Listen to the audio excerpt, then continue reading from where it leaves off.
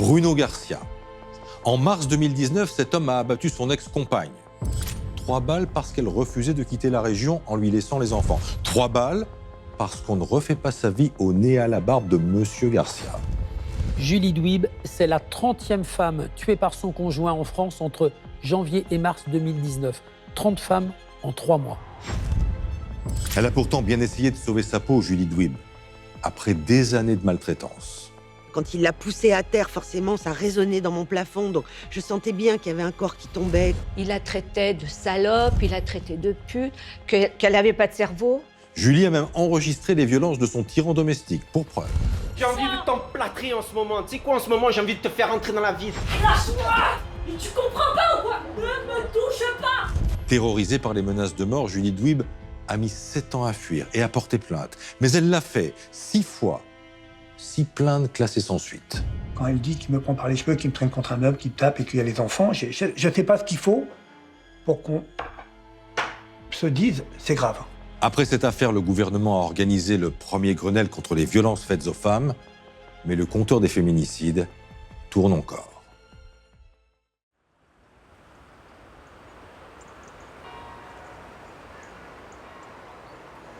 Dimanche 3 mars 2019, 11h du matin, à l'Île-Rousse, en Corse.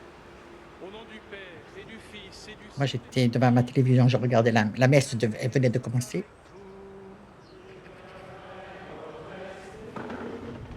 J'ai entendu un bruit de chaise. Moi, je me suis dit, Julie doit faire le ménage. Et j'ai entendu un premier coup. Je me suis dit, c'est pas un pétard, ça. Ça, c'est un... Et j'en ai entendu un second. Ah là là là, alors là, j'ai dit, c'est pas possible. Et je me suis levée de mon fauteuil, je suis partie comme une folle. Maryse se précipite chez sa voisine du dessus. Dans l'escalier, elle croise l'ex de Julie. Il m'a bien regardé, moi aussi, parce que, comme on se connaissait, mais il n'a pas dit un mot, et moi non plus.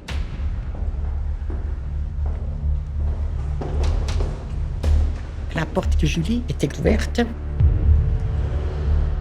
Et là, j'ai vu du sang déjà dans le couloir, quoi. Il y avait déjà des traces de sang. J'ai dit, mon Dieu, il a touché. Et j'ai suivi les sangs et j'ai entendu le gémissement de Julie.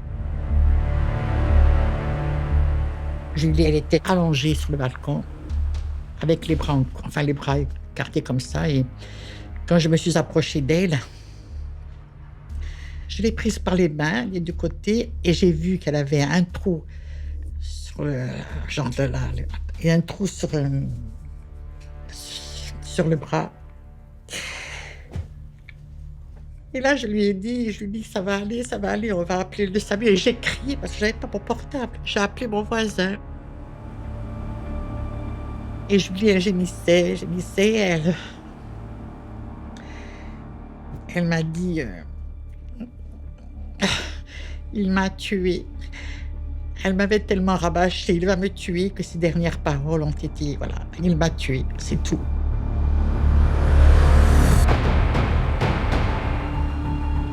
Les détonations et les cris ont alerté les habitants de la résidence.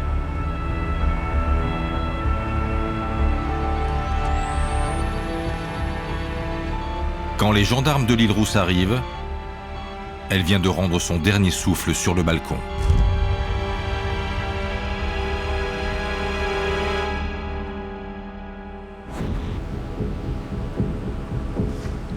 Au 3e étage, les enquêteurs de la brigade technique et scientifique saisissent la scène en quelques clichés. Des objets renversés dans l'appartement font penser à une lutte. Sur le mur de la chambre d'enfant, un impact de balle. Un tir a eu lieu ici, blessant la jeune femme. Un chemin de gouttes de sang mène de la chambre jusqu'à la porte-fenêtre du salon.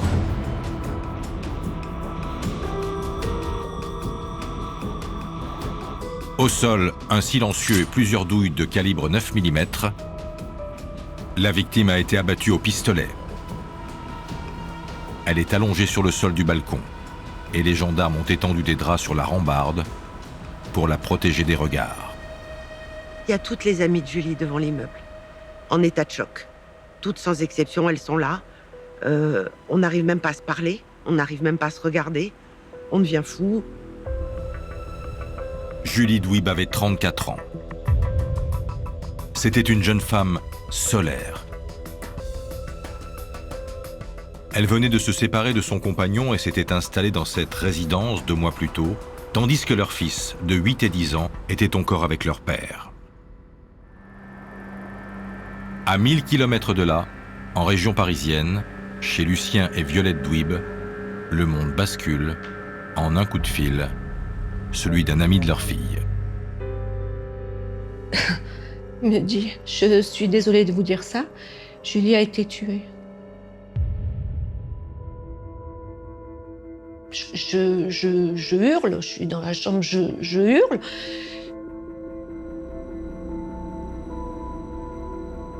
J'ai encore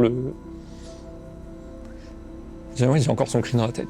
Il l'a tué, putain, il l'a tué. C'était atroce. J'étais dans, je sais pas, dans une 4e dimension, là. J'étais pas bien, j'ai pas mangé. Tu prends un tsunami dans la tête.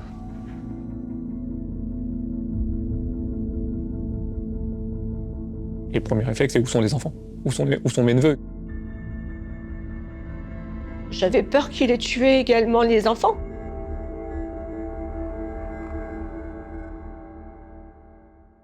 Il l'a tué. Pour les parents de Julie, pas de doute. Ce il, c'est Bruno Garcia, leur gendre. Le parquet ouvre immédiatement une enquête de flagrance pour homicide volontaire. Les enfants sont rapidement localisés, sains et saufs, à l'abri chez des amis de leur mère. Et pendant que les gendarmes commencent leurs investigations dans l'appartement, un homme se présente à la gendarmerie de l'Île-Rousse.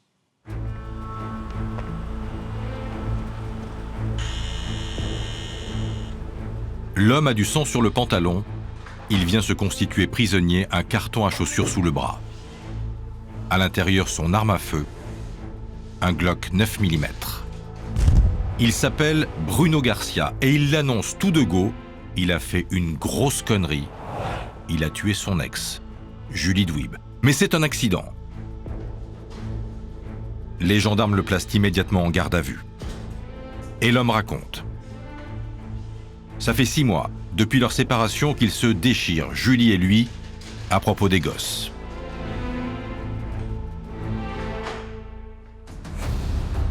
Les choses ont vraiment dérapé 2 jours plus tôt, raconte Garcia. C'était vendredi soir. Il est passé chez Julie pour discuter une fois de plus de la garde des garçons, mais quand il est arrivé devant la porte, il a entendu des bruits débats sexuels. Et il a reconnu la voix de son ex. Il est reparti, furieux. Il la soupçonne d'avoir un amant, il est blessé, il est jaloux, c'est ça qui décide effectivement, qu'il décide à faire peur à Julie. Quand Bruno Garcia est allé s'entraîner à son stand de tir le dimanche matin, ça faisait 2 jours qu'il ruminait sa colère. Sur un coup de tête, il a donc décidé de faire un crochet, de passer chez Julie, armé de son Glock. Il sonne à sa porte, il sort son arme. S'ensuit une discussion, une altercation, une lutte selon lui, au cours de laquelle un coup de feu accidentellement part. Julie Dwib cherche à partir, cherche à s'enfuir vers le balcon. Et là, il lui retire dessus, puis il s'en va.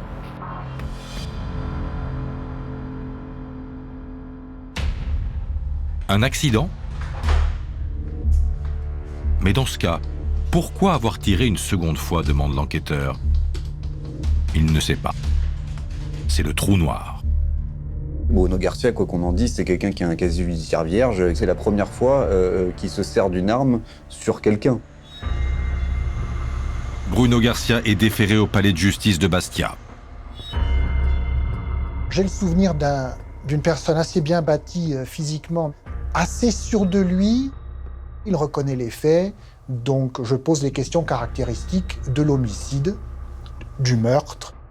Comment se fait-il qu'on se rende chez quelqu'un avec une arme et que celle-ci est approvisionnée, autrement dit un chargeur avec des cartouches à l'intérieur dans la crosse, puisque c'est un pistolet, que celle-ci est chambrée et qu'en plus il y a un silencieux. Bruno Garcia rappelle au magistrat qu'il partait au stand de tir. Il a bifurqué, au dernier moment, vers la résidence de la mère. On ne rentre pas dans un stand de tir avec une arme à la ceinture ou ne serait-ce qu'à la main. Elle doit, en principe, si le règlement est respecté, être dans une mallette, les munitions à part. Tout ceci n'apparaissait pas très crédible. Le premier tir, un accident. Pourquoi pas? Mais le deuxième...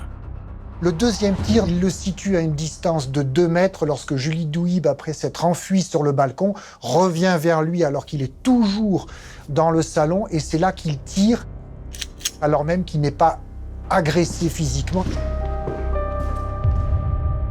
Là, elle s'effondre et lui s'enfuit. Le juge a le procès-verbal des constatations sous les yeux et plusieurs éléments sont troublants. La présence d'une bombe lacrymogène entamée près de la porte-fenêtre. Bruno Garcia a-t-il terrifié Julie au point qu'elle veuille le gazer?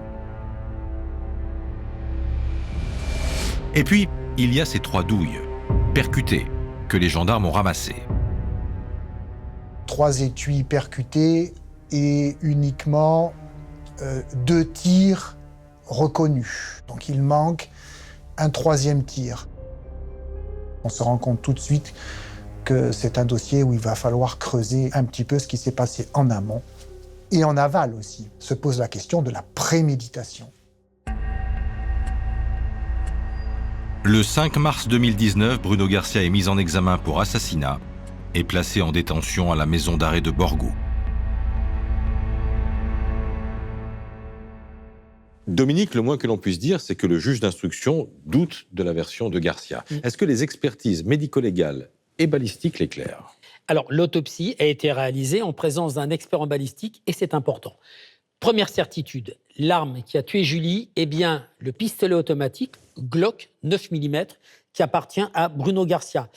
L'expert écarte d'emblée l'hypothèse d'un premier tir accidentel. Pourquoi ? Parce que le Glock dispose d'un triple dispositif de sécurité qui empêche un départ accidentel dans cette configuration de tir.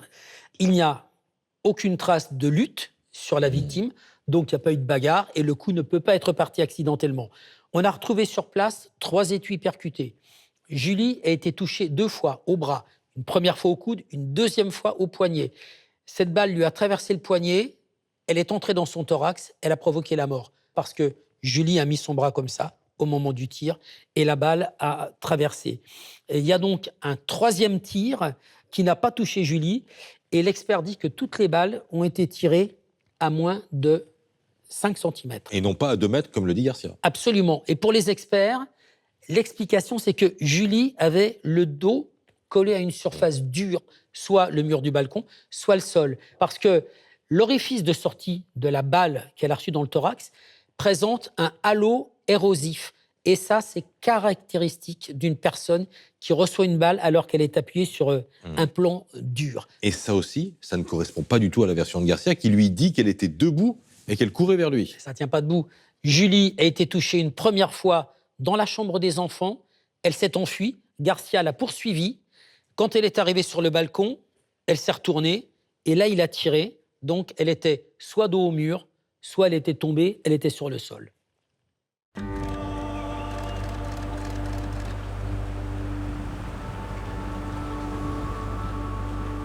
Quatre jours après la mort de Julie, plusieurs milliers de personnes défilent en silence lors d'une double marche blanche, en Corse et en région parisienne, en sa mémoire.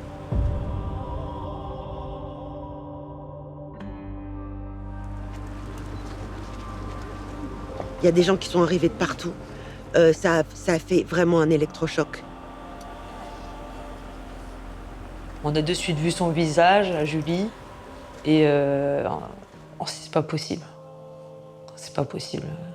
Qu'est-ce qui se passe là? Pas chez nous. En Corse, il y a toujours ce truc de protéger la famille, en fait, que la famille c'est sacré, qu'on ne touche pas aussi aux femmes. Il y a toutes ces valeurs qui étaient un peu mises à mal dans une micro-société en plus. La mort de Julie a été vraiment révélateur de ce qui était la réalité de ces féminicides. Julie est la 30e femme tuée par son conjoint depuis le début de l'année 2019. 30 en 3 mois.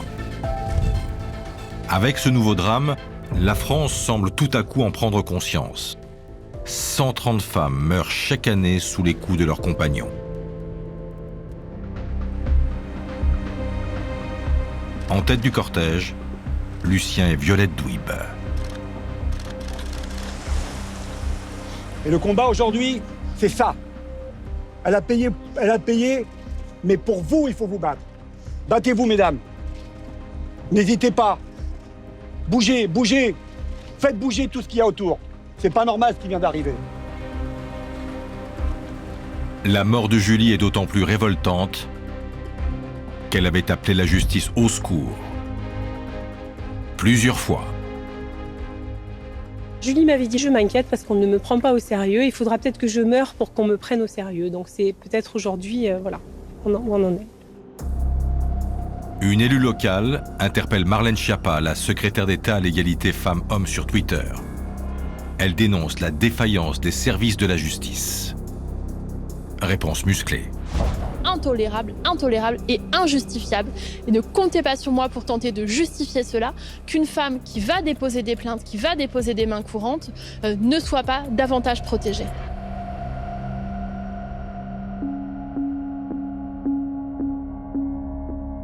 Dans le milieu judiciaire, l'affaire résonne aussi. Jusque dans le bureau d'une magistrate qui ne sait pas encore qu'elle deviendra bientôt l'avocate générale de ce procès. Moi, à l'époque, je suis procureure de la République dans le Gers, à Auch. Je suis plus particulièrement en charge des violences conjugales parce que pour moi, c'est un sujet depuis des années. Il faut que les féminicides s'arrêtent parce qu'une femme qui meurt sous les coups de son compagnon tous les 3 jours, c'est un vrai sujet. Il me semble que ce dossier, notamment parce qu'il va être médiatisé, va pouvoir avoir un impact et peut-être de changer le regard qu'on porte sur les féminicides et changer les idées reçues qu'on a sur les victimes de violences conjugales. Au palais de justice de Bastia, le juge d'instruction doit pourtant garder la tête froide s'il veut caractériser la préméditation. Le coupable sous les verrous, il charge les gendarmes de retracer l'histoire du couple. Depuis 2006, depuis que la petite étudiante de Vers-sur-Marne ne décide, à 22 ans, de faire un break, quitter papa-maman et ses études pour se faire quelques sous comme serveuse en Corse.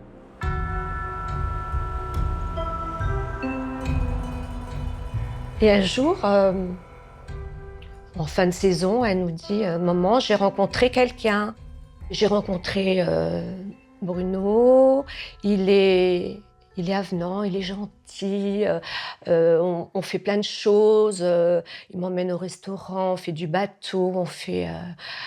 je vous le présenterai, quand on reviendra, je vous le présenterai. C'était l'amour, c'était le soleil, la promesse. C'était le coup de foudre. Tout simplement, elle a trouvé celui qu'elle aimait et elle est restée parce qu'elle l'aimait. Bruno Garcia est un enfant du pays qui vend des spiritueux dans les bars. Il a 8 ans de plus que Julie et il est très amoureux de celle qu'il appelle Choupette. Dès leur première rencontre, il séduit les parents. C'était Chouchou et Choupette. Voilà. L'impression était bonne, un peu... je trouvais un peu macho, musclé. Non, mais il était surtout très avenant et très gentil, ouais. comme un jeune homme qui rencontre les parents de son ami. Voilà, c'était le copain idéal. Voilà, il fait vraiment attention à elle, toujours aux petits soins, voilà. Alors voilà, nous, il nous a charmés. Bah oui, voilà, c'était pour elle, c'était le prince charmant pour elle et pour nous aussi. À peine 3 mois après leur rencontre, Julie s'installe chez Bruno, près de l'île Rousse. Ils ont bientôt un fils, puis 2. Mer turquoise, ciel bleu, sourire d'enfant bronzé. Sur les réseaux sociaux, l'illusion du bonheur est parfaite. Et c'est vrai qu'on voyait d'elle qu'elle vivait une vie idyllique entre ces magnifiques photos de paysages et l'amour qui se développait avec ce jeune homme qu'elle avait rencontré. On se disait, tout va bien, elle est amoureuse, elle est heureuse. Jamais on n'aurait pu se douter de ce qu'elle est arrivée.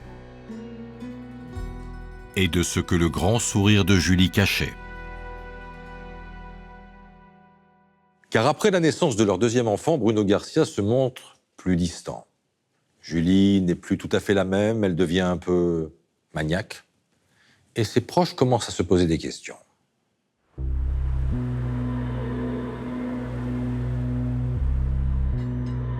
Quand on allait chez eux, M. Garcia nous adressait pas la parole. Dès que quelque chose traînait, mais du quotidien, voilà, on laissait un verre à un endroit, il fallait vite l'enlever, vite nettoyer pour pas qu'il y ait de traces. Un jour, au retour de la plage, Lucien Douib a été témoin d'une scène de ménage particulièrement choquante. On avait des sacs de plage pleins de sable, et lui il était en train de balayer la maison, l'aspirateur et tout. Et Julie arrive et il commence à l'insulter. Quelque chose de grave. Elle dit, voilà, rien, hein, je suis pas là pour ça, pourquoi tu veux que je fasse le ménage? Je dis rien, j'appelle Violette, j'ai dit, Violette, ça va plus du tout. La semaine prochaine, on prend une chambre d'hôtel, mais je vais plus chez eux, voilà. Lucien lui a demandé, Julie, t'as un problème, il y a un problème dans ton couple? Julie a fait, mais non, c'est juste des petites disputes comme tout le monde. Hein, si jamais il y a quelque chose, hein, on est là, tu nous en parles. Elle a fait non, après le grand sourire, toujours... Elle a le sourire. Elle a toujours le sourire. Et c'était ça, Julie. C'est qu'elle arrivait à avoir le sourire, même quand ça allait pas. Il n'y a qu'à ses copines les plus proches que Julie n'a pas pu cacher la vérité. L'une d'elles a habité pendant 3 ans juste en dessous du couple, aux premières loges d'une descente aux enfers. J'ai pu voir la progression et la montée en puissance du problème qui existait dans cette maison. Et si je témoigne à visage caché, c'est uniquement... parce qu'ici, nous sommes dans un microcosme et que je suis amenée à croiser régulièrement la famille de M. Garcia. J'ai commencé à entendre des choses suspectes. Des bruits très forts, des cris. Quand il l'a poussée à terre, forcément, ça résonnait dans mon plafond. Donc, je sentais bien qu'il y avait un corps qui tombait, que... Voilà, moi j'avais peur qu'il y ait un accident. Après, on a toujours du mal à s'immiscer dans la vie des couples, c'est compliqué, on n'a pas envie d'être intrusive. Fini. Le temps où Bruno appelait Julie sa choupette. J'ai entendu des insultes, oui. Une fois même jusqu'à minuit. Il a fait un monologue jusqu'à minuit en l'insultant. Il l'a traité de truie. Moi, ce qui a commencé à me poser un problème, c'est que si moi j'entendais ça, les enfants entendaient ça. La dernière année, c'est monté crescendo. Il y avait de plus en plus de querelles, il y avait de plus en plus de violence, il y avait de plus en plus de bruit. La dernière année, ça a été infernal.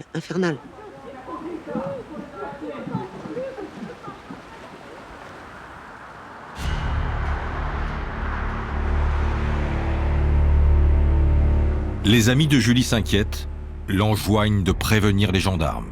Mais elle refuse, pour tenter de sauver son couple. Pour les enfants, elle continue à cacher la vérité à ses parents. C'est son secret. Le 25 septembre 2018, après une énième dispute violente, Bruno Garcia la flanque dehors.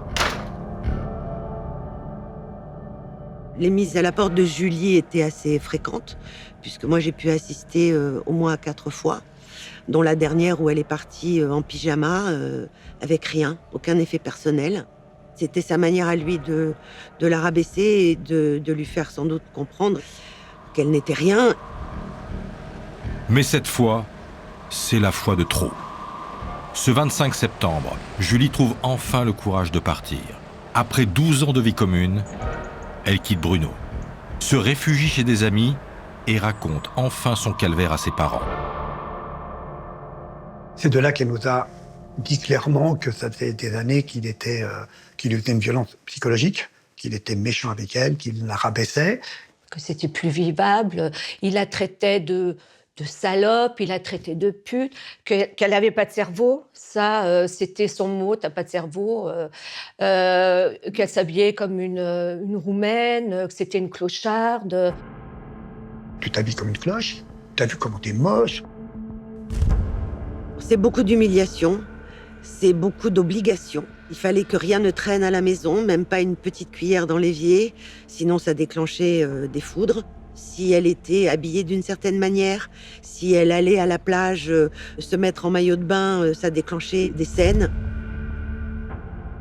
J'ai jamais imaginé que c'était à ce point-là. Je ne pensais pas que c'était possible, que ça pouvait arriver à ma sœur. Et surtout, je ne concevais pas que ma sœur ne m'en ait pas parlé avant. On parle de beaucoup de choses, on échange énormément. On a toujours grandi ensemble, on a toujours été très très proches, très fusionnels. Pourquoi elle ne l'a pas dit? Encore une fois, pourquoi elle ne nous l'a pas dit? Mais la séparation ne met pas fin au cauchemar, bien au contraire. Dans les semaines qui suivent, Garcia traque Julie. Les agressions se multiplient. Parfois en public, souvent devant les enfants. Il y a des gens qui ont assisté à des scènes de violence. Il est venu, elle avait un petit stand de bijoux, il a foutu en l'air tout le stand de bijoux devant tout le monde et où personne n'a bougé. Elle m'a raconté, voilà, il m'a encore frappé, il m'a attrapé par les cheveux, il m'a jeté contre le mur, il m'a jeté dans les escaliers. Donc là, elle avait mal, elle avait peur. Et je lui ai dit, mais Julie, te laisse pas faire, va tout de suite à la gendarmerie, va voir un médecin, fais quelque chose, tu peux pas rester comme ça. C'est une femme forte. Pour autant, elle a mis 7 années à partir. Et 7 années à franchir enfin la porte d'une gendarmerie.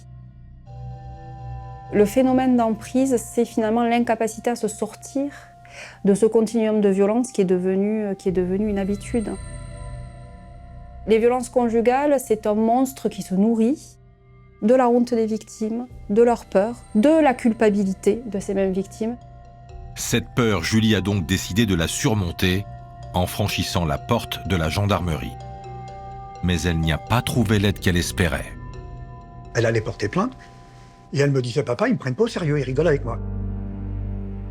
La gendarmerie ne m'écoute pas. Ça sert à rien, tout ce que je fais, ça ne sert à rien. Julie faisait confiance en la justice ne l'a pas écoutée et n'est pas venue l'aider.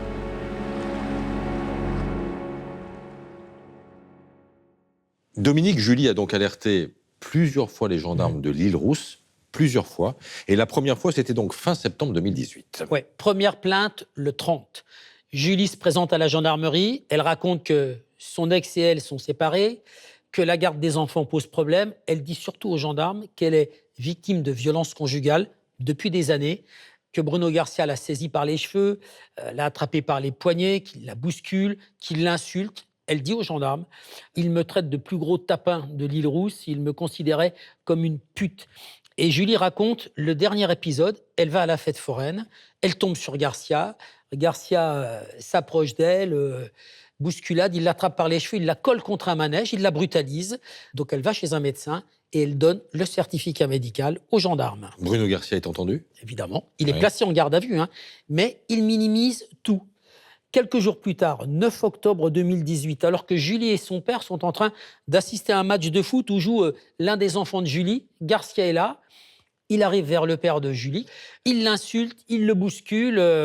Julie essaie d'intervenir, elle est blessée. Résultat, plainte croisée des deux hommes. Lucien, le père de Julie, dépose plainte contre Garcia. Garcia dépose plainte contre lui. Et ça va durer. Octobre, novembre, des plaintes pour dégradation de voiture, des plaintes pour menace de mort.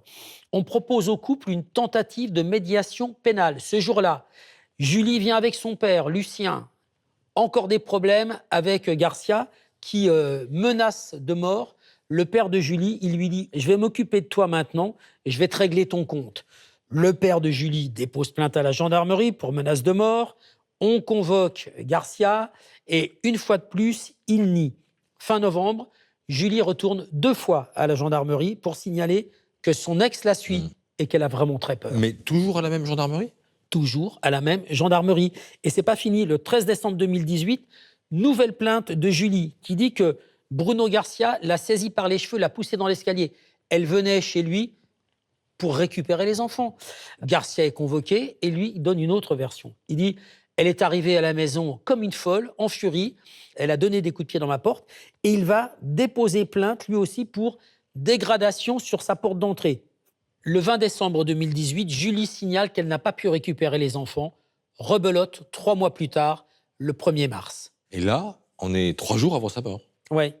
Et c'est ce jour-là que Julie apprend que toutes les plaintes qu'elle a déposées ont été classées sans suite. Elle a eu le sentiment de ne pas être écoutée par les gendarmes. Et elle raconte à une amie qu'un gendarme lui a dit, un jour où elle poussait la porte de la brigade, « Encore vous ?» Et elle dit à cette copine, « Tu sais, on me prendra peut-être au sérieux quand je serai morte. » Donc, si je résume, 6 plaintes ou mains courantes déposées en 7 mois, sans compter évidemment celle du père, et toutes classées. Mais comment c'est possible, en fait ? Alors, c'est difficile à dire. La procureure de Bastia s'expliquera en disant que toutes ces plaintes ont donné lieu à des amendes ou à une médiation pénale qui a échoué.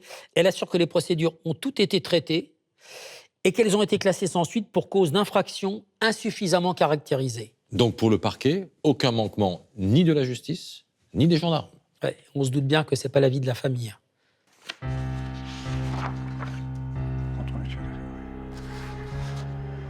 Il a collé son poing à 2 cm de ma figure et m'a dit « Heureusement qu'il y a les enfants, sinon je te défonce. » C'est fou, c'est fou, c'est fou, c'est fou, c'est fou. Quand elle dit qu'il me prend par les cheveux, qu'il me traîne contre un meuble, qu'il me tape et qu'il y a les enfants, je ne sais pas ce qu'il faut pour qu'on se dise « c'est grave ». J'arrive pas à comprendre.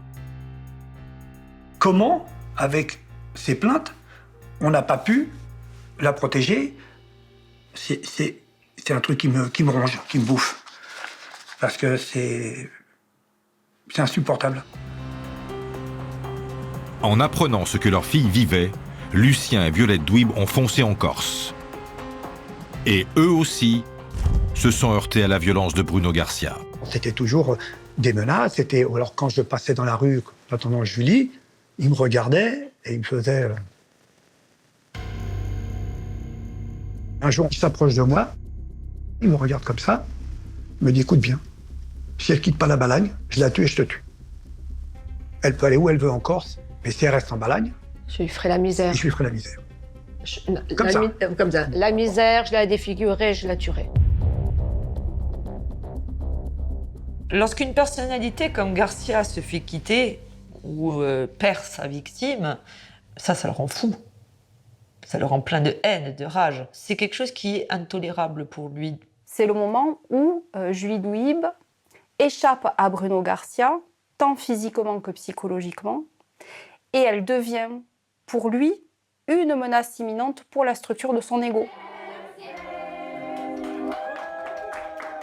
À l'automne 2018, moins de 5 mois avant le drame, Julie a fêté ses 34 ans avec ses amis.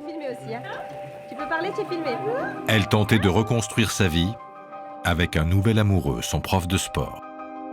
Elle s'est mise à chercher un job et surtout, pour pouvoir accueillir ses enfants, elle s'est installée dans un appartement de la résidence de la mère. Mais en attendant que sa situation se stabilise, la juge aux affaires familiales a confié temporairement la garde de ses fils à leur père. Ils n'ont pas tenu compte que Julie avait retrouvé un appartement. Ils n'ont pas tenu compte que Julie avait retrouvé un travail. Et comme il avait gardé la maison, puisqu'il l'avait mise dehors, qu'ils avaient leur chambre, qu'ils avaient leurs habitudes, ils ont estimé que les enfants étaient mieux chez le père. Jusqu'au jugement. Voilà, jusqu'à un prochain jugement. Alors Garcia en profite. Lui a pris les enfants en otage et en sachant très bien qu'à partir du moment où il les prenait en otage, il la dominerait encore. C'est ça, c'est lui qui décidait en fait quand elle avait le droit de les voir. Il avait réussi à faire croire aux enfants que leur mère les avait abandonnés. C'est-à-dire que ta mère, t'as vu comment elle s'habille, t'as vu ta mère comment elle traîne, t'as vu ta mère qu'est-ce qu'elle fait, elle s'occupe pas de vous. Le but, c'était de la mettre dans un état tel de panique que de s'éloigner de ses enfants était juste invivable, pour elle insupportable. Et dans les rues de l'Île-Rousse, Bruno Garcia ne lâche pas Julie. Il la traque pour qu'elle quitte la Balagne et la Haute-Corse. Elle me disait, papa, quand je vais travailler, à 8h30, il est devant le bureau et il me menace de mort. Elle allait faire les courses au Leclerc, elle tournait la tête, il était là. Un jour, elle avait un problème de batterie de voiture, elle ramène les pinces au garage, il était là. Moi, je reste persuadé qu'il avait mis un GPS sur sa voiture. Parce que ça ne pouvait pas être une coïncidence qu'il soit là tout le temps. Dans les mois qui précèdent le crime, la tension monte. Encore. L'angoisse de Julie aussi. Et elle en parle maintenant. À tout le monde. Comme à ce copain de l'Île-Rousse. Elle avait dit une fois, il peut me tuer un jour. Je crois que je lui avais même dit, oh, tu exagères. Elle a dit non, non. J'ai peur, en plus, on sait qu'il est armé, j'en ai parlé à la gendarmerie, il va finir par me mettre une balle, et je le sais. À chaque fois, je lui répondais, mais non, il ne va pas tuer la mère de ses enfants.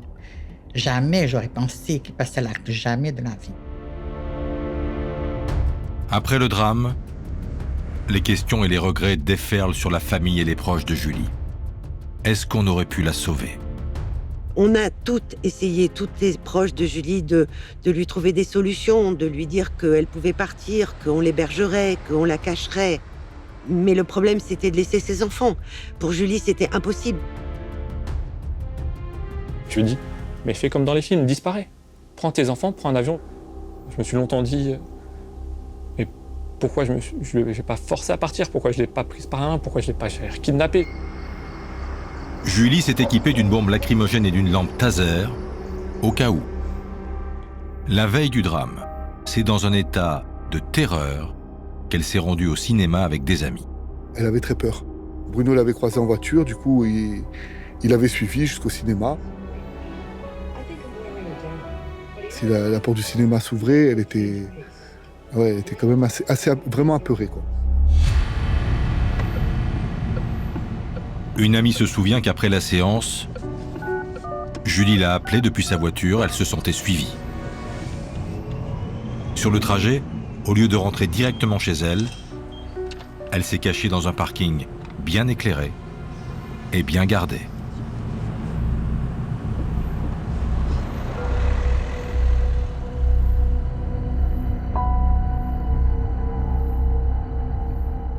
Les caméras de vidéosurveillance, les enquêteurs les visualisent. Voilà la voiture de Julie Dwib rentrer dans un parking.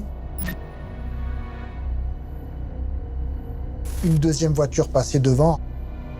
Quelques minutes plus tard, la voiture de Bruno Garcia est repassée dans l'autre sens, comme s'il avait fait demi-tour après avoir perdu la trace de Julie.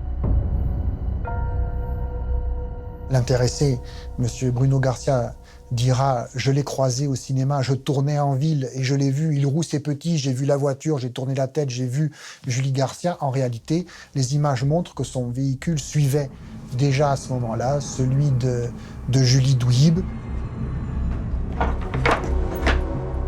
Une fois rentrée, Julie ne s'est pas sentie plus rassurée. Elle a encore appelé l'une de ses amies en pleine nuit parce qu'elle venait de voir Garcia en bas de chez elle. On a vu qu'il était caché dans les buissons à 23h. On a appris après qu'elle avait passé la moitié de la nuit dans le placard de l'entrée, recroquevillée de peur. Elle a dû passer une nuit affreuse.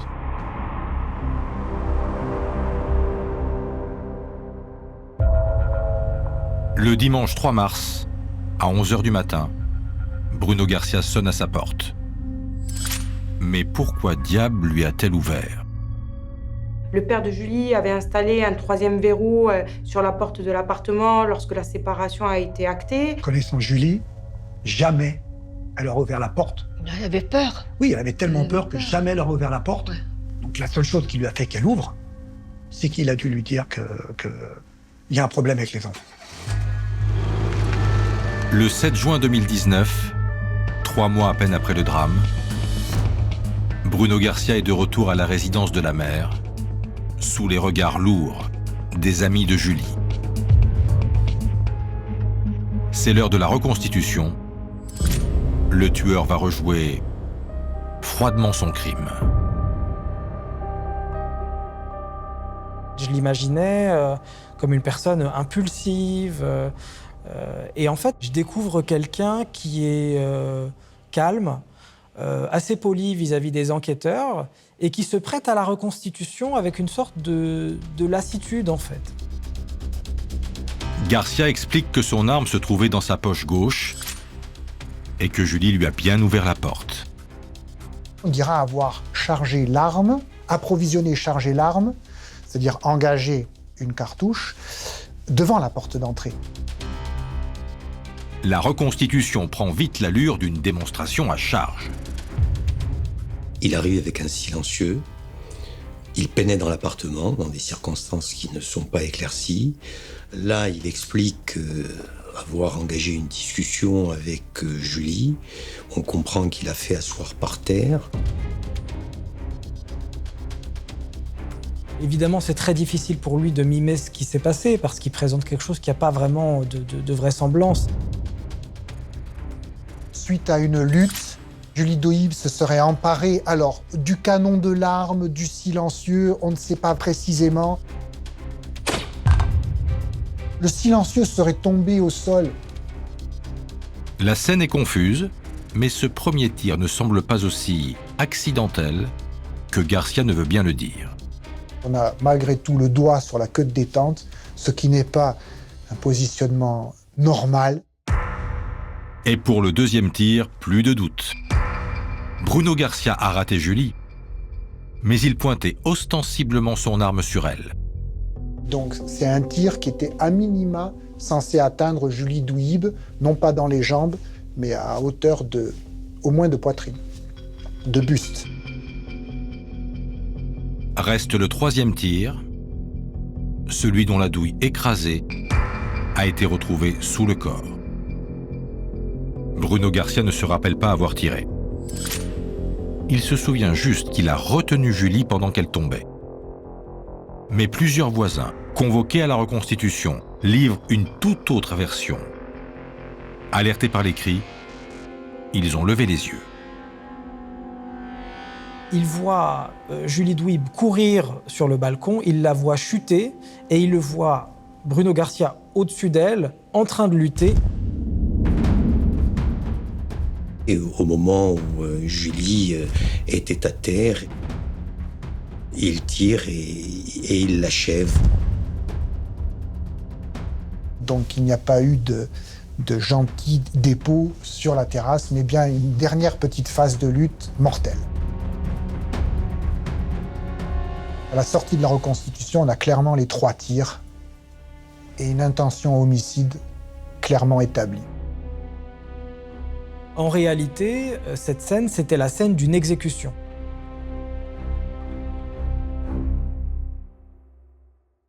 Une exécution. Reste à comprendre comment le prince charmant des débuts est devenu un tueur implacable et surtout un assassin, un homme capable de planifier son crime. Parce qu'une nouvelle pièce arrive sur le bureau du juge et elle ne plaide pas en faveur de Garcia. Un jour, une amie à Julie m'appelle et elle me dit Jordan, j'ai un ordinateur à la maison si tu veux. Julie s'en servait beaucoup, viens à la maison, regarde ce qu'il y a dedans. J'y vais le lendemain, j'ouvre l'ordinateur et là j'ouvre un dossier Julie. J'ouvre photo et je vois juste les petites vignettes en miniature. J'en ouvre une ou deux et là je me rends compte que c'est Julie qui se prenait en photo elle-même. Elle me montrait les traces de bleu, les traces d'étranglement, les coups. En fait, elle gardait des traces en fait, des violences qu'elle avait eues.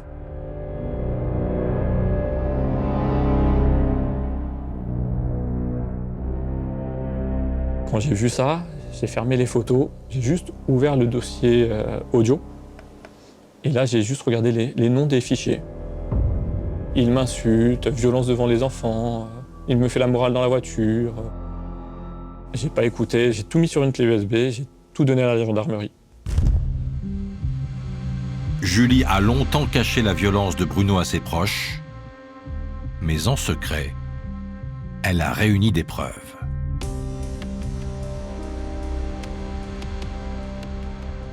Sa clé USB atterrit sur le bureau du juge d'instruction qui la verse au dossier. Ces documents sont importants pour comprendre la personnalité de l'intéressé, donc je les visualise. Le dossier contient une dizaine d'enregistrements que Julie a saisis en cachette avec son téléphone portable avant sa rupture avec Bruno. Ne fais pas la mariole avec moi et fais attention à ce que tu dis. Là, je te mets un coup de tête, là, je te fais rentrer dans la vitre, je te le dis. Fais attention à ce que tu dis. Tu peux me lâcher que tu vas me casser le poignet. Non, je vais pas te casser le poignet, j'essaie de te calmer. Mais je suis calme là. D'accord? Lâche-moi. Ces enregistrements, ils sont absolument glaçants. Vous avez cette violence dans les paroles de Bruno vis-à-vis de Julie, vous avez toutes ces insultes et cette colère qui se dégage de ces enregistrements. Parce que j'ai envie de t'emplâtrer en ce moment. Tu sais quoi, en ce moment, j'ai envie de te faire rentrer dans la vie tellement que tu m'excites. On entend des claquements ou je sais pas si c'est de la vaisselle qui se casse. Lâche-moi. Lâche-moi. Mais tu comprends pas ou quoi? Ne me touche pas. Et en réalité, elle se fait pourrir par Bruno Garcia. Écoute-moi. Si je m'empêche, je reste là. Tu resteras pas. Tu resteras pas, là, je te dis. Écoute-moi bien ce que je te dis. Écoute ce que je te dis, tu resteras pas. Tu as compris ça? Mets-toi-le dans la tête, mets-toi-le. Tu es en train de me faire sortir de mes gonds, là. Et là, je suis au bout du bout debout. Tu es en train de me faire sortir de mes gonds. Prends tes affaires et barre-toi. Barre-toi. Tu as compris? Barre-toi. Il y avait une scène extrêmement dure où l'on entendait Julie pleurer. Quel clochard, si l'on veut. Tu es devenu vraiment une clochard. C'est pas la clochard que tu es devenu. C'est pas vrai. Mais ce qui, pour moi, est le plus marquant et le plus dérangeant, c'est qu'on entend les enfants sur ces enregistrements. Et ça, ce sont des enregistrements qui vous transpercent. Tu vas partir ce soir? Écoute-moi. Maman, ça va pas, maman, elle reste là. Toujours, maman, elle reste là. D'accord? Jamais je m'en vais. Jamais je te laisse. Jamais. Il pourra faire tout ce qu'il veut. Tout ce qu'il veut, il pourra faire. Maman ne te laissera jamais. Julie avait de quoi accuser Bruno, mais elle n'a jamais fait écouter ses enregistrements aux gendarmes. Une fois encore, une femme qui franchit la porte d'une gendarmerie ou d'un commissariat, elle le fait au prix d'une lutte contre elle-même, contre sa propre honte, contre sa propre peur. Et si votre prise en charge n'est pas suffisamment effective ou efficiente, la victime, elle repartira avec son histoire et elle ne vous dira rien. On va bien rigoler, tu vas comprendre comment je m'appelle. Oh, arrête un peu. Perdu dans des salves d'insultes et de menaces, une petite phrase saisit le juge d'instruction. Il y en a une, elle a fait comme toi la mariole, elle s'est pris des gifles devant le café de la paix, elle a vite compris. Une autre qui a fait la mariole et s'est pris des gifles. On peut déduire qu'il y avait une relation déjà conflictuelle avec une ex-compagne de M. Garcia. Les enquêteurs ont réussi à l'identifier et à l'entendre, où déjà il y avait le phénomène d'emprise. À l'époque, c'était uniquement des violences, uniquement avec des guillemets, psychologiques et physiques, mais c'est la même démarche en réalité. Bruno Garcia a donc des antécédents et visiblement il ne réservait pas sa brutalité à ses compagnes. Dans le dernier fichier, 2 vidéos qui montrent Garcia et sa mère âgée atteintes d'Alzheimer.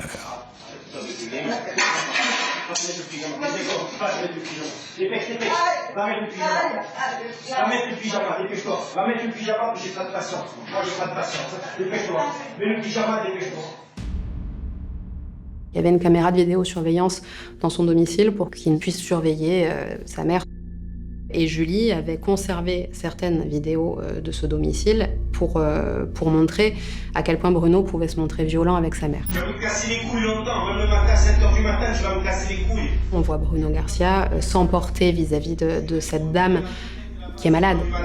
Qu'est-ce que tu fais là? Lève les chaussures, dépêche-toi. Dépêche-toi. Il la moleste, il lui tire les cheveux et il l'empoigne par les bras.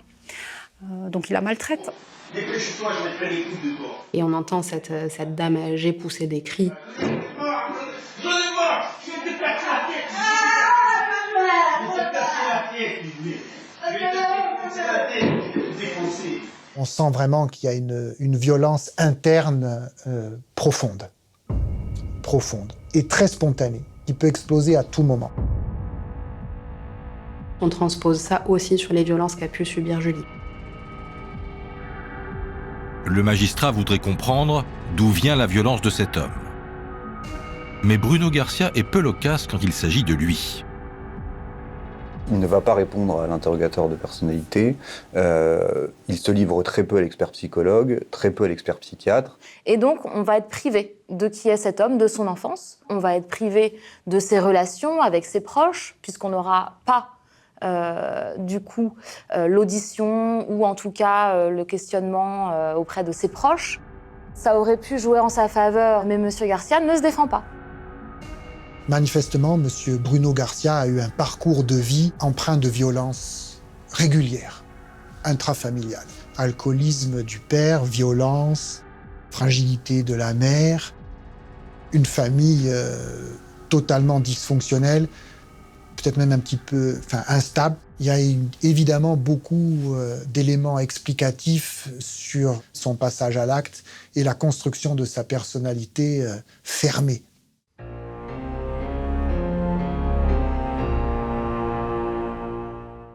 Dominique, une famille dysfonctionnelle. Est-ce que Bruno Garcia en parle aux experts? Il en parle très peu. On sait que ses parents ont divorcé quand il avait 12 ans. Ses sœurs et lui ont grandi dans un climat familial violent, conflictuel. La mère a dû gérer la famille seule. Le père était violent, il était maniaque. Et il est mort en 2009, tué d'un coup de fusil de chasse. On n'a jamais retrouvé son meurtrier. Il a fait quoi de sa vie, Garcia? Il a fait une école hôtelière, ensuite une formation de mécano. Il a été serveur et puis il a eu un très grave accident de moto. Il s'en est sorti, mais il n'a plus jamais retravaillé. Et il a passé son temps, il s'est occupé à la salle de musculation, il a fait du tir. Il se décrit comme quelqu'un de gentil, renfermé, peu expressif. Mais il dit aux experts qu'il n'aime pas qu'on le prenne pour un imbécile. Est-ce qu'il évoque les faits avec les experts? Alors, il parle toujours d'un tir accidentel, ça s'est passé très vite, c'est le trou noir. On dit tout de suite que les experts ne croient pas du tout à l'amnésie.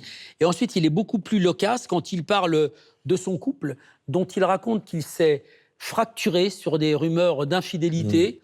Il dit aux experts, quand elle a commencé à fréquenter une salle de sport, elle souffrait de la crise de la quarantaine. Je suis sûr qu'elle sortait avec son prof de sport. Ok, et ça, évidemment, ça froissait son ego. Ça froisse un homme, mais lui raconte qu'à l'île Rousse, là-bas où il connaît tout le monde, il passait vraiment pour un imbécile, quoi. Julie mettait en péril sa famille, sa relation avec les enfants. Et il a cette phrase, il dit aux experts, tout l'été, vous vous êtes fait prendre pour un âne. Et ça l'a rendu dingue. Et les violences sur Julie, est-ce qu'il les reconnaît? Les violences? Quelle violence? Il est toujours dans la même configuration. Il minimise, ça n'a pas existé, il ne l'a jamais frappé. Et il se pose en victime. Alors, il explique que Julie l'a eu mauvaise, qu'elle lui en veut depuis qu'il a eu la garde des enfants, et que depuis ça, c'est son expression, elle m'a fait crasse sur crasse, elle a déposé plainte sur plainte. Et il est persuadé qu'elle allait partir avec les enfants. Elle, c'est la mauvaise femme, les petits morflés avec elle, il n'était pas sa priorité. Lui, c'est le gentil. Mon seul souci, moi, c'était mes enfants. Donc un papa modèle, voilà, qui frappait sa femme devant ses enfants, mais la victime, c'est lui. Bah ouais. L'expert relève chez lui des éléments de forte réactivité, d'impulsivité. Il est psychorigide, c'est une personnalité paranoïaque et il a un besoin, on l'a vu, de se victimiser. Okay. Et en prison, il redescend un peu, il se calme ou pas? Alors en prison, il en veut à la terre entière. Il en veut au prof de sport, il en veut à Lucien, le père de Julie, il en veut aux médias, et il a toujours cette même phrase. Moi, je me retrouve là, c'est pas ma place en prison, j'ai rien à faire là. Je voulais juste protéger mes enfants.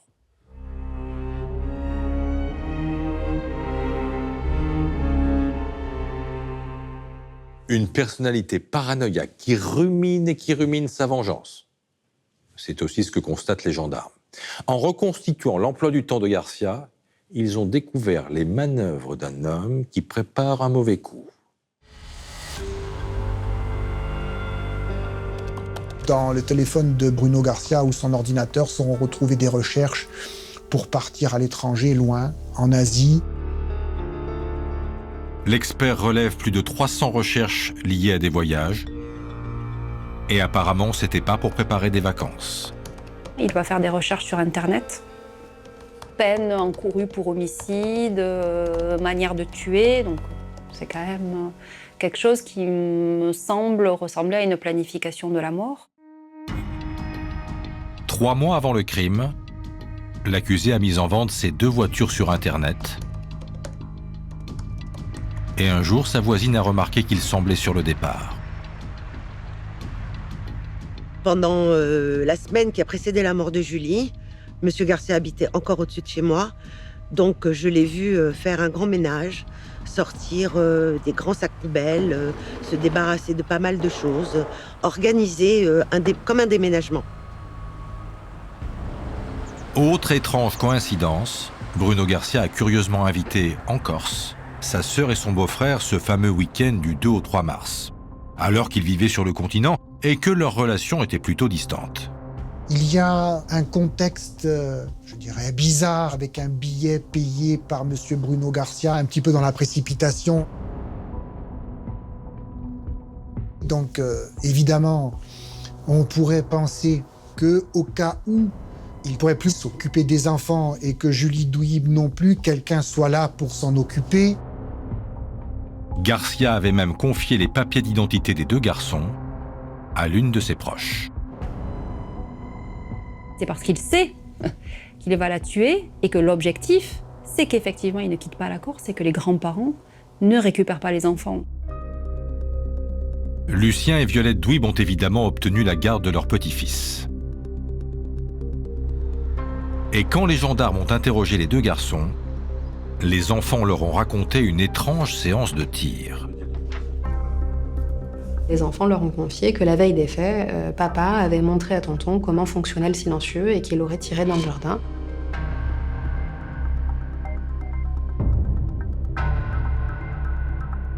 Ils décrivent les bruits que font les balles lorsqu'elles sont tirées, ça faisait un plop. C'était grâce au silencieux finalement que ça ne faisait pas de bruit. Les gendarmes retrouvent effectivement 2 douilles du même calibre que celui qui a tué Julie. Garcia s'est donc bien entraîné dans le jardin la veille du crime. La somme des éléments permettant de penser qu'il y a préméditation commence à s'accumuler, ce qui pousse les gendarmes d'ailleurs à aller plus loin dans le parcours et dans la précision du déroulement des faits. Les enquêteurs sont arrivés à minuter cette scène. On sait qu'il est rentré au domicile de Julie Douib à 11h04. On a un coup de feu qui n'est pas nécessairement le premier, qui est entendu à 11h05. Et on sait qu'il ressort du domicile à 11h09. Donc on est sur une scène qui dure entre 4 et 5 minutes. Ce qui permet de penser qu'en réalité, la volonté de discussion n'existait pas. Face au magistrat, Garcia fait preuve d'un sang-froid inébranlable. Et surtout, il a toujours une très haute idée de lui-même. C'est « je m'occupais bien de mes enfants et on m'a pris mes enfants ». Parfois, on a même l'impression que c'est plus important que l'interrogatoire sur les faits. C'est la question de ses enfants. Incapable de comprendre le mal qu'il leur a fait, et il aggrave même son cas en prison. Sur les écoutes téléphoniques, lorsqu'il est en détention provisoire, on tombe sur une conversation où il explique que le compagnon de Julie Douib aurait dû être là. Donc on comprend qu'il avait prévu d'abattre les 2.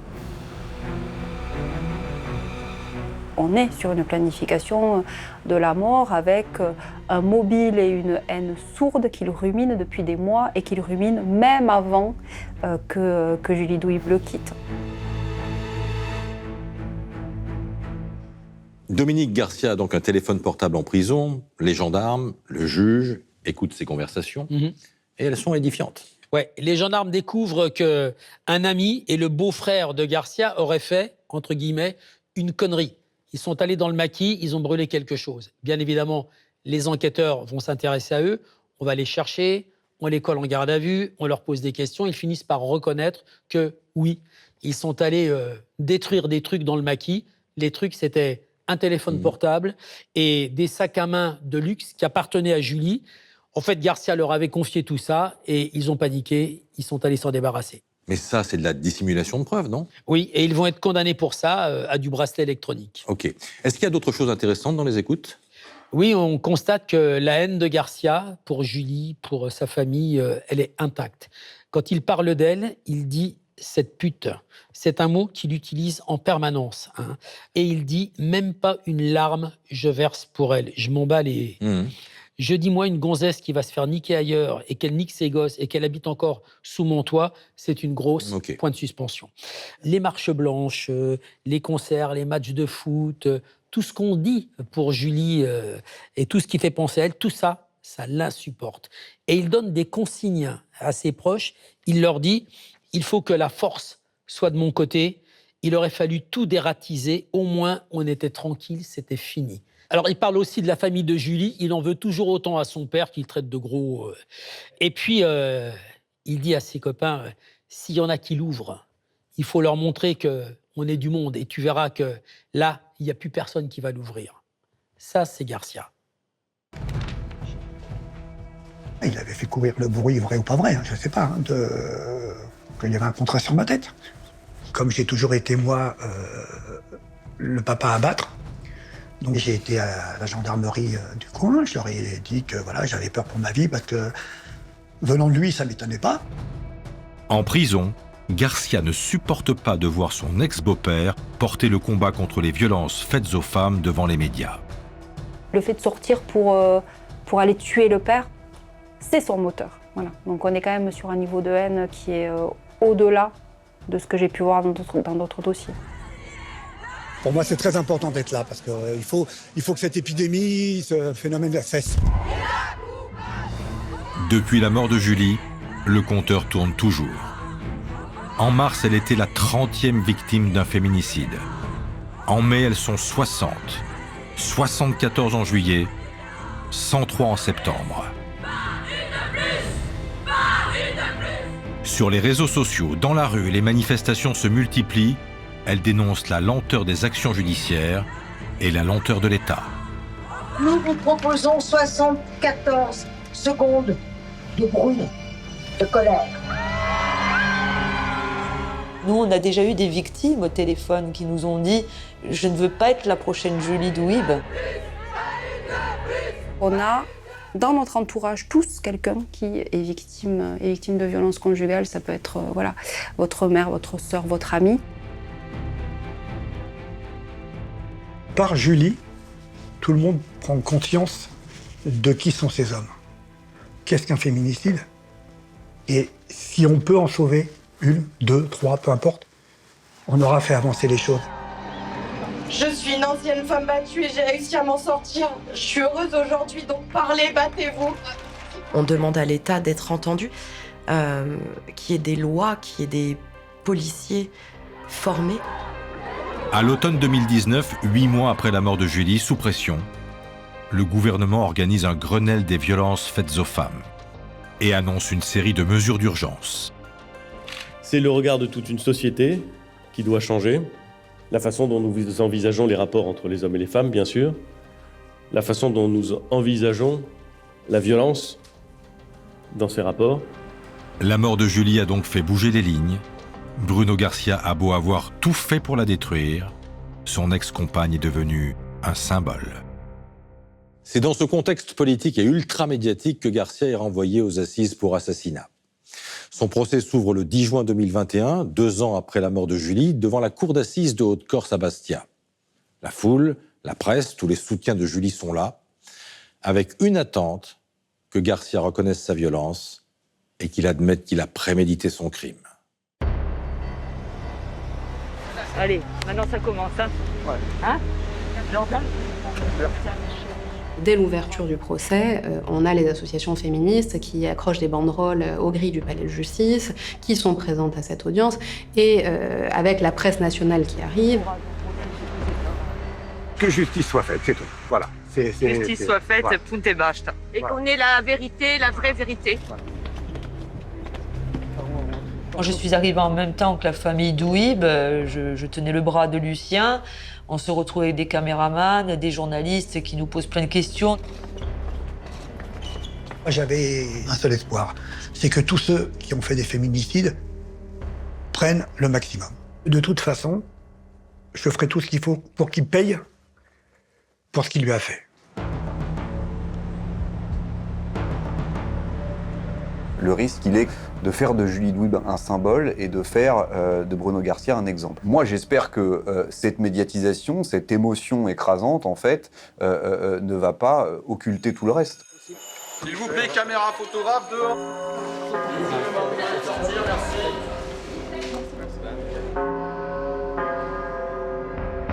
L'accusé s'installe dans le box, les vêtements et le regard noirs. Il est habillé de noir, t-shirt noir, pantalon noir, regard noir également. Ça a été le plus dur au début, c'était de me retrouver face à face, les yeux dans les yeux avec la personne qui m'a pris ma sœur, la personne qui a assassiné ma sœur.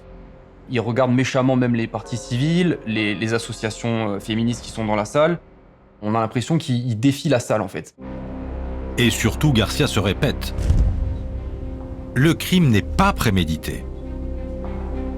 Mais face à lui, il y a Charlotte Belluet. Arrivée en Corse depuis peu, l'avocate générale compte bien faire avancer le débat sur les féminicides. La thèse du coup de sang, elle la balaye d'une phrase. L'avocat général, elle est allée, quoi. Elle était bien sèche, elle a bien cerné le personnage de toute façon, elle savait à qui elle avait affaire. Il répond de manière très laconique, très brève.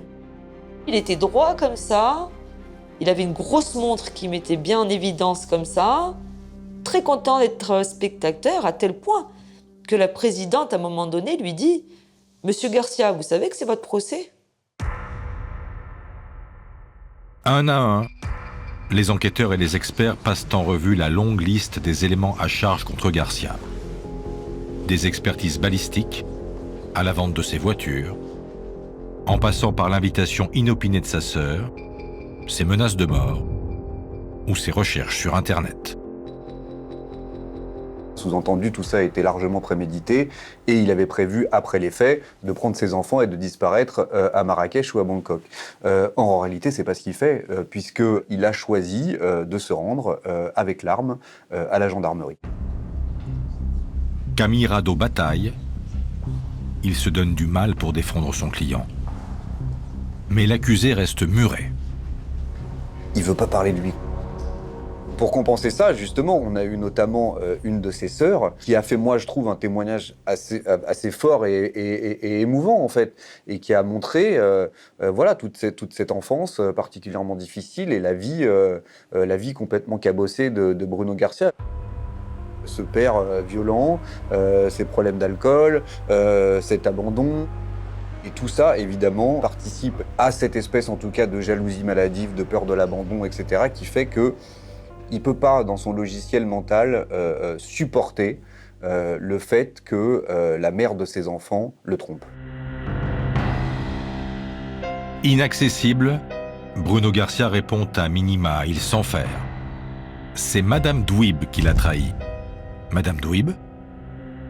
Il n'a même pas eu cette force, ce courage de prononcer le prénom de Julie.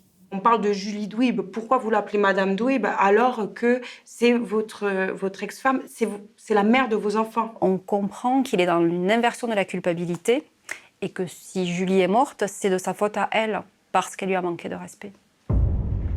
Julie était le trophée de Bruno. Et donc, il était hors de question qu'il le perde. Il était hors de question qu'il soit la risée des gens parce qu'elle allait le quitter. Et surtout pas, il était hors de question qu'elle retrouve un compagnon et qu'elle refasse sa vie. Enfermé dans sa logique, Garcia ne doute toujours de rien. Et je l'ai interrogé pour lui dire, mais vous entendez quoi par récupérer Monsieur Garcia, puisque vraisemblablement, on part pour quelques années de détention. On sent bien qu'il y a une vraie volonté chez lui de garder les enfants dans son giron et finalement peut-être de garder une sorte d'emprise qu'il ne peut plus avoir sur Julie, mais qu'il pourrait exercer sur les enfants. L'avocate générale veut frapper fort. Elle fait projeter et diffuser les photos et les enregistrements clandestins de Julie.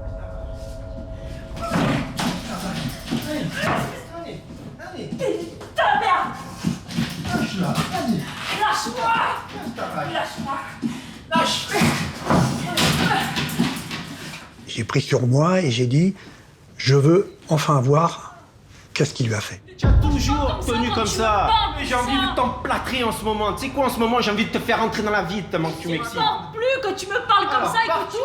Barre-toi. Quand tu entends les cris, quand tu entends les enfants se plaindre, quand tu entends... Là, tu peux te projeter dans la scène. Tu es devenu vraiment une clocharde. C'est pas vrai. On a l'impression d'être avec eux.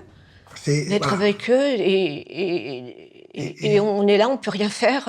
J'ai envie de t'emplâtrer en ce moment. Tu sais quoi, en ce moment, j'ai envie de te faire entrer dans la vie. On était tous, d'une certaine manière, collectivement invités dans son intimité et on était collectivement invités à contempler directement cette violence. Dans le silence de la salle, Julie Douib, elle était là. Voilà. Ça, je l'ai perçue comme ça. La salle est bouleversée.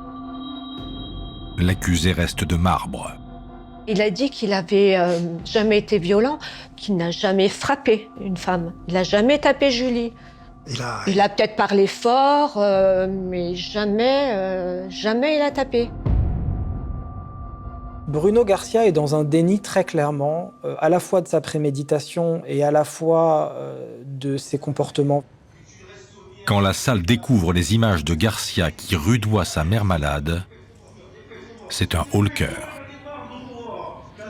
Et on a entendu, dans le cours de la diffusion, la mère de Julie Douib, Violetta, se lever, pousser un cri et quitter la salle d'audience avec fracas. C'était insoutenable.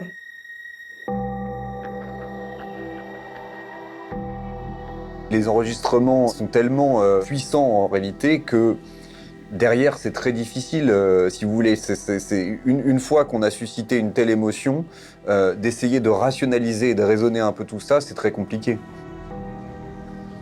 La déposition de l'expert psychiatre vient encore fragiliser la position de la défense. Oui, l'accusé est et restera dangereux. À l'heure des plaidoiries, l'avocate générale se lève. Avec un certain sens de la mise en scène, elle descend de son estrade et s'avance solennellement à la barre pour s'adresser au jury. Je ne pouvais pas me permettre de faire une pirouette, de requérir 3 minutes et de repartir. Les féminicides, c'est un crime de propriété. Quand on tue l'autre, c'est parce qu'on souhaite s'ériger en propriétaire à vie de l'autre. Voilà. On préfère le voir mort plutôt que libre. De toute façon, Julie Douib, elle est morte d'avoir revendiqué sa liberté. Elle parlait. Elle marche et elle dit plus rien.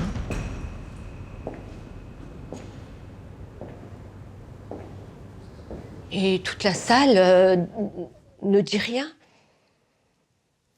Après, elle revient, elle fait... c'est long, 4 minutes, hein. Il lui a fallu 4 minutes pour mourir, Julie.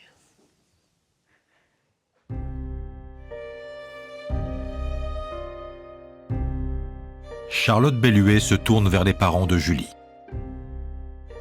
Elle a reconnu le dysfonctionnement de la justice et qu'ils n'avaient pas fait leur travail, qu'ils n'avaient pas assez écouté Julie. Elle nous a demandé même pardon. Ouais, pardon. De ce qui s'était passé.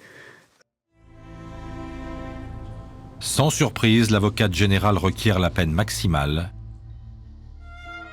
avec en prime la déchéance de l'autorité parentale. Il me paraissait essentiel de faire en sorte de retirer la main que Bruno Garcia avait sur ses enfants. Voilà, donc c'était important, cette déchéance de l'autorité parentale était plus essentielle encore que la réclusion criminelle à perpétuité. Le dernier mot est à la défense. Du côté de l'accusé, pas de regret, ni d'excuses. À peine une pensée pour ses enfants. Jusqu'au bout, il reste dans sa bulle. Il reste dans sa carapace. Après 5 jours de débat, le jury rend son verdict. Bruno Garcia est reconnu coupable d'assassinat et il est condamné à la réclusion criminelle à perpétuité avec une période de sûreté de 22 ans.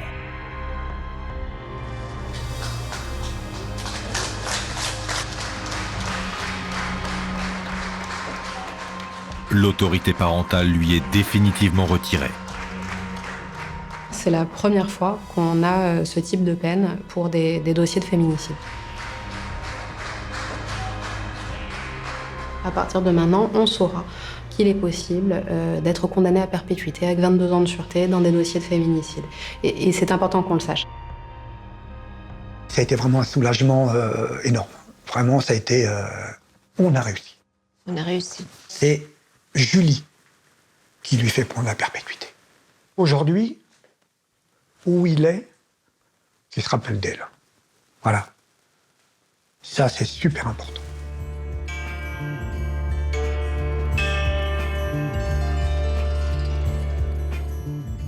Bruno Garcia a immédiatement fait appel et en janvier 2023, il a été condamné aux mêmes peines à Ajaccio. Perpétuité, 22 ans de sûreté, déchéance de l'autorité parentale. Depuis 2024, tous les tribunaux sont désormais dotés d'un pôle spécialisé dans les violences intrafamiliales. En 5 ans, les signalements ont doublé. Ces violences touchent en France une femme sur 10.